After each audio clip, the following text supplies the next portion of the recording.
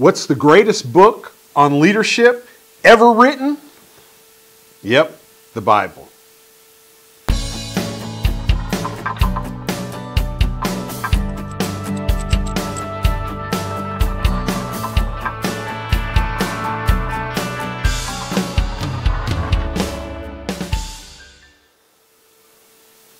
John chapter 16 is a great example of the greatest leader leading his disciples into the darkest days of their lives.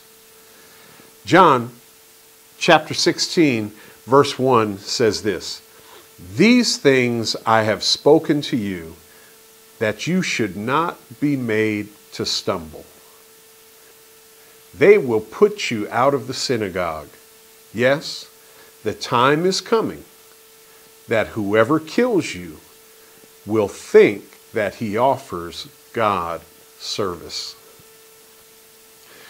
You know, I remember my first day of kindergarten like it was, well, we won't talk about how long ago that was.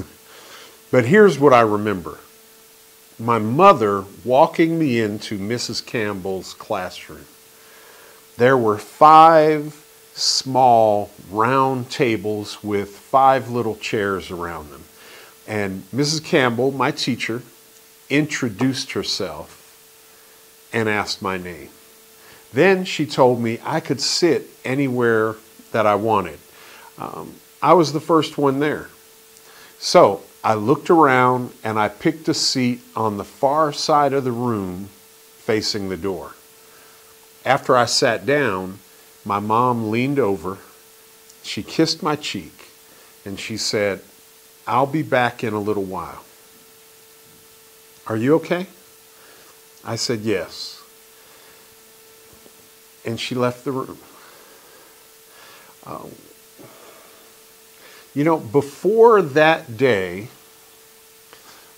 I can't remember a day when I wasn't with either my mom, my dad, or my big sister, Kathy. Even for church, I grew up Catholic and we didn't have children's church.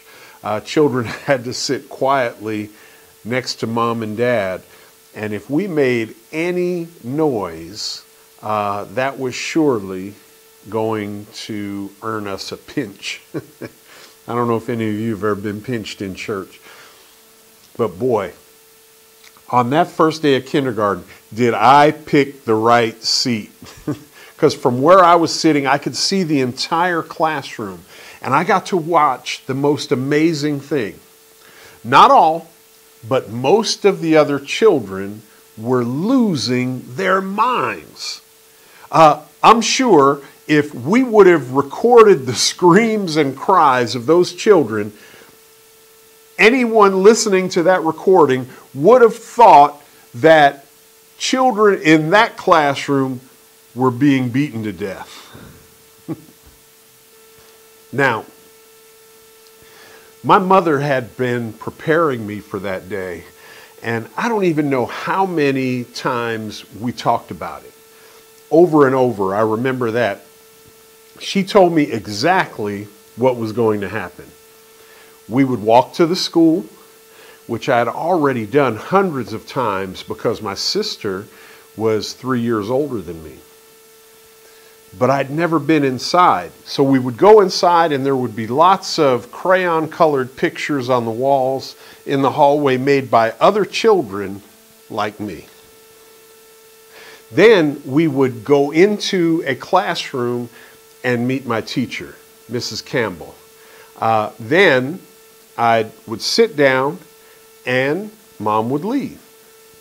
Mrs. Campbell would let us talk and draw and play with toys. We would have a snack and I'd meet other kids and they would become my friends. Then my mom would come back and get me. On that first day, as the other children screamed and cried and hung on to their mommies for dear life, I remember thinking, what's wrong with them? What are they so afraid of? And then it hit me. maybe they know something I don't know about. Maybe I should be afraid too. You know, John Maxwell, leadership expert and former pastor, wrote a book called The 21 Irrefutable Laws of Leadership. And his fourth law is what he calls the law of navigation. The subtitle for that chapter is, anyone can steer the ship, but it takes a leader to chart the course. A good leader prepares their team for what's coming. Here in John chapter 16, we see Jesus clearly and diligently doing all he can do to make sure his disciples can find their way in the coming darkness. They're about to face the darkest hours of their lives. And Jesus does not want the shock of what's about to happen to cripple them. He doesn't sugarcoat it. He lays the coming reality out there. Look at verse 2 in John chapter 16. They will put you out of the synagogue. Now, remember, the disciples were Jewish. Their lives are built around their identity as God's chosen people. The synagogue is the center of all that they do. It's not like in 2022 where many people look at the church as kind of an add-on, something extra, something you can choose or not choose. The synagogue was the hub of Jewish life and the hub of the Jewish community. It had been that way for all of their lives. Their family and their friends were connected through the synagogue. After 3 years, all of their family and friends knew that these men were with Jesus. And Jesus was preparing them. Because after tonight, things are going to change for you. You won't be welcome in the places that you're used to anymore, just because you're associated with Jesus. Thankfully for us, particularly in America, faith-based persecution, particularly for Christians, isn't a physical deal. Now, it can be social, and unfortunately, a lot of that we brought on ourselves. Yeah, with our arrogance and religious self-righteousness. You know, one of the most interesting things about the Gospels to me, and when I say Gospels, I mean the first 4 books of the New Testament, Matthew, Mark, Luke, and John, that tell Jesus' narrative, his life story. It also shares his interaction with people, particularly Gentiles, meaning not Jews, but even the Jewish common people, versus his interaction with Jewish leaders, the Pharisees and the Sadducees. See, we can learn from watching him, the way he communicates. The gospel writers, in the context that they give us, also help us to understand a feeling of tone of how things were said. We would be wise to learn from him in our evangelism. You know, there's a Christian singer back in the 70s. His name was Keith Green, and he was a great musician. He played guitar and piano, and he wrote a number of great songs. And in that, I guess, late 60s and 70s kind of hippie style. But those songs and his passion for Jesus were infectious. He also published something called the Last Days Newsletter, which served as a prophetic voice during that time. And by prophetic, I don't mean telling the future as we normally think of the word prophecy, but more about God speaking. And so he spoke to both the world around him and to believers through this newsletter. Talking about Keith Green. He often used different tones in those two conversations. I remember a cover picture of a generic Christian, and it's this Christian guy, and he's carrying a big Bible, and he has a stern look on his face, and he has gospel tracts sticking out of all of his pockets. And he's wearing a number of Christian buttons, and I remember one of them. Look, some of you remember those Christian buttons, don't you? Or not just Christian buttons, buttons, period. There was a time, for those of you too young for this, but there were little buttons, and you'd pin them on your clothes, and they had all kinds of messages, and whatever it was that you were in support of or believed in or thought was funny, you might have a button for that. But this guy had on all Christian buttons, and one of the buttons was a big button that said, "Get right or get left." And here's the thing that I remember about the picture, is so you had this Christian guy in the front, stern face, Bible, buttons, tracts, all of this, and all the people around him were trying to get away from him. They had this look of fear on their face, and they were actually running away or just trying to get out of his way as quickly as they could. It reminds me of something Pastor Chuck Singleton used to say. He said it's like porcupines, that they have a lot of good points, but nobody wants to get next to them. You see, the day is coming again where there will be zero tolerance for your faith. Thankfully, again, at least here in America, that isn't happening yet. But it is becoming more and more socially unacceptable to be a Jesus follower. And as I said, truth be told, some of that we brought on ourselves. And I'm not even considering the scandalous things of, in the news of televangelists and things like that, but our own hypocrisy. See, here's the thing, that most people in most things can be accused of hypocrisy, because no matter what we try to be consistent in, there are times when those systems that we're trying to be consistent in, that they break down. So much of this isn't about our failures, because the world looks and they understand some of that. But it's about our arrogance before our failures. You see, Jesus was both lion and lamb. He was both bold and humble. You've heard me say it before, that the gospel is offensive on its own. It tells everyone, you are not good enough to go to heaven. You aren't good enough to have a relationship with God. See, and that's a tough pill to swallow in a world of pride and self-reliance. What do you mean I'm not good enough? What do you mean I can't do something?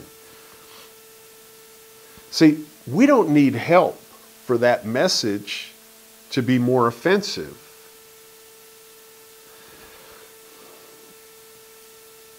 But our own self-righteousness, our own arrogance, makes it easy for them to watch for our mistakes.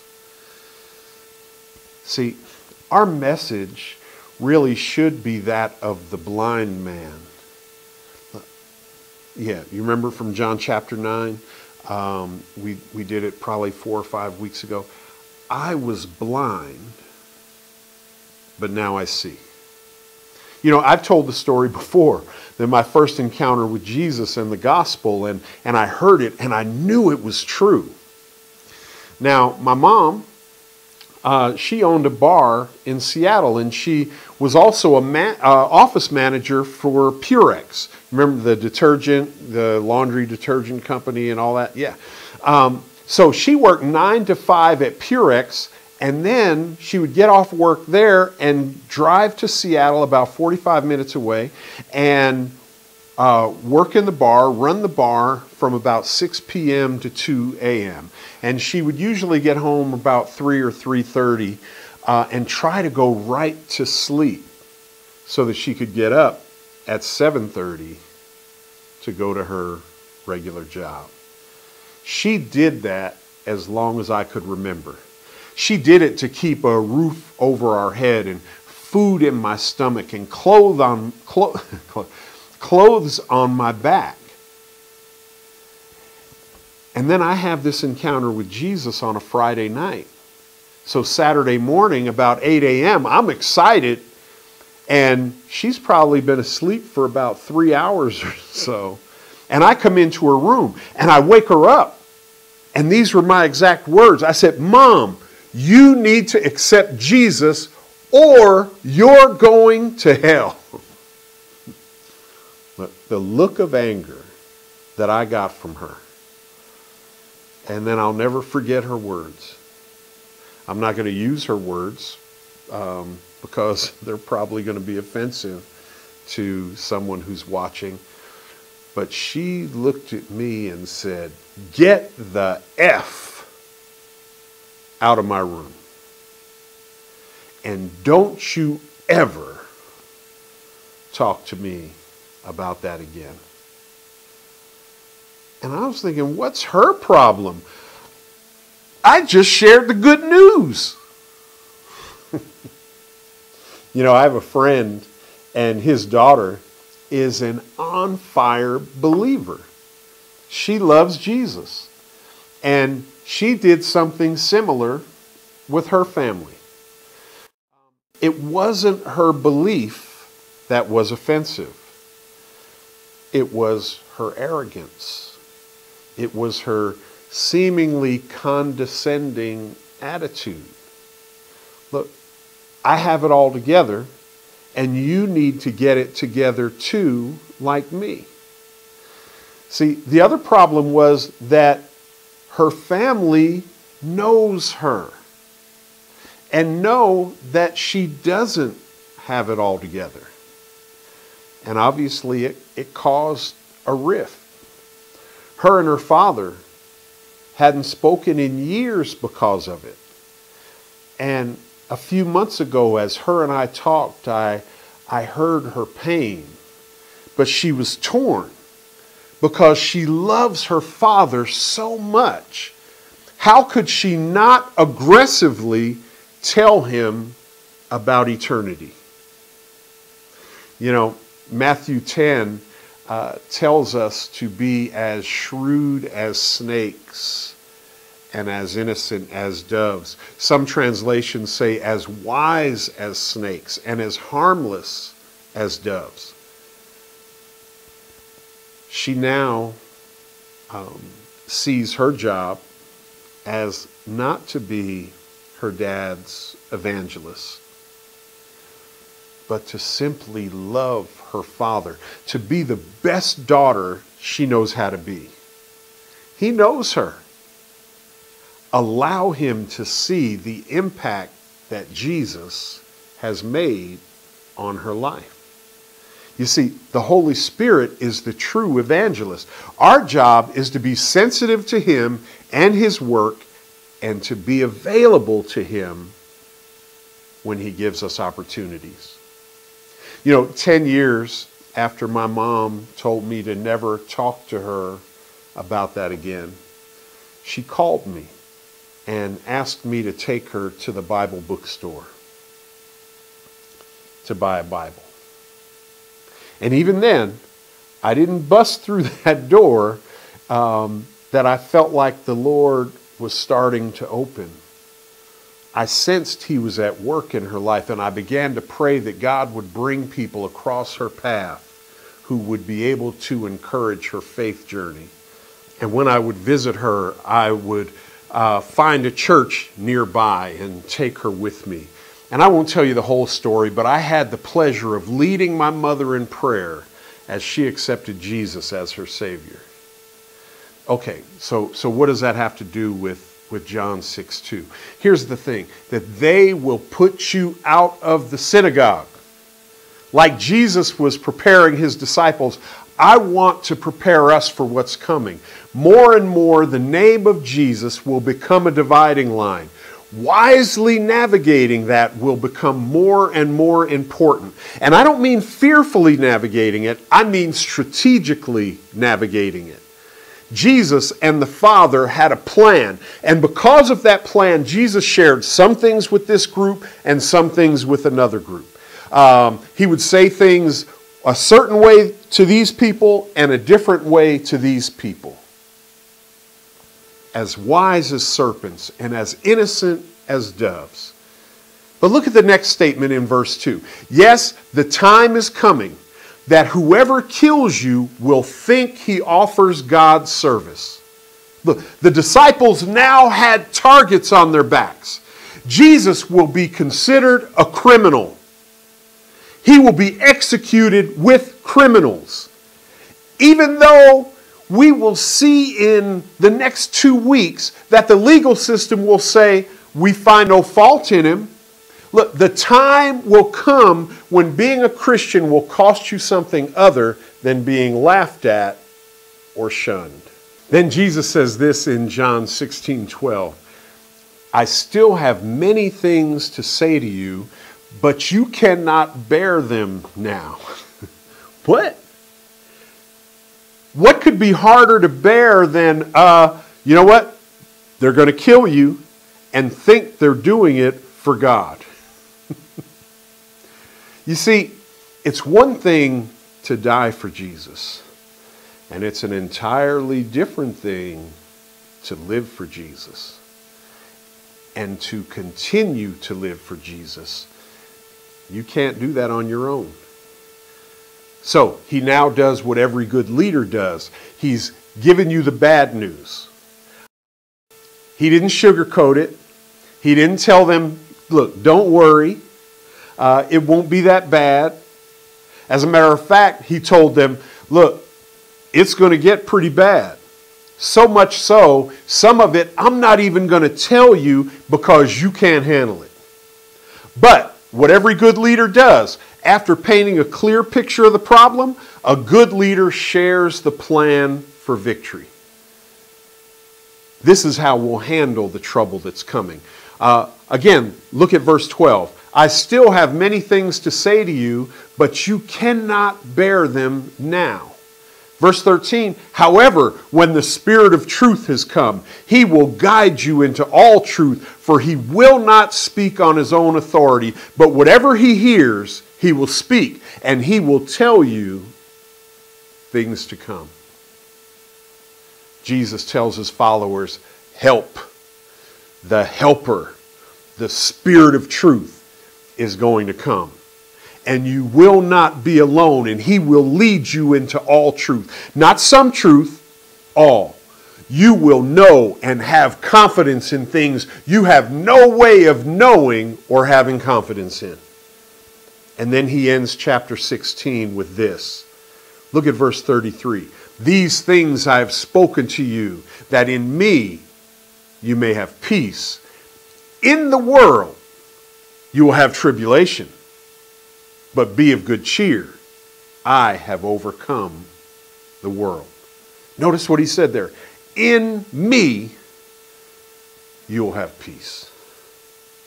When the world around you is in turmoil, in Jesus you can have peace. When everything is going haywire, in the Son of God you can have peace. When you don't know what's happening, in the Christ you can have peace. When you have reached what feels like your darkest hour, in God who came in the flesh, you can have peace. That day as I was sitting in kindergarten and the kids were screaming all around me, and I began to ask myself, do they know something I don't know? Should I be afraid too? Look, my mother told me I was going to be okay.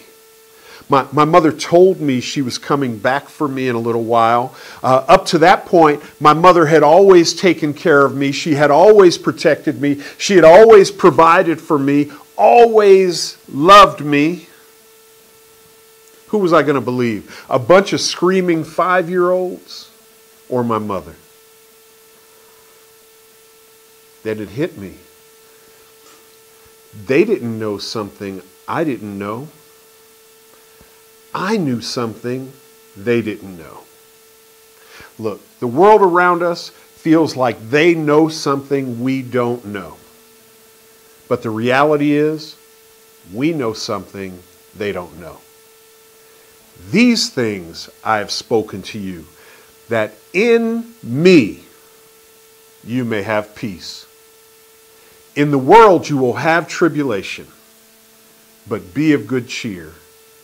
I have overcome the world. God bless you.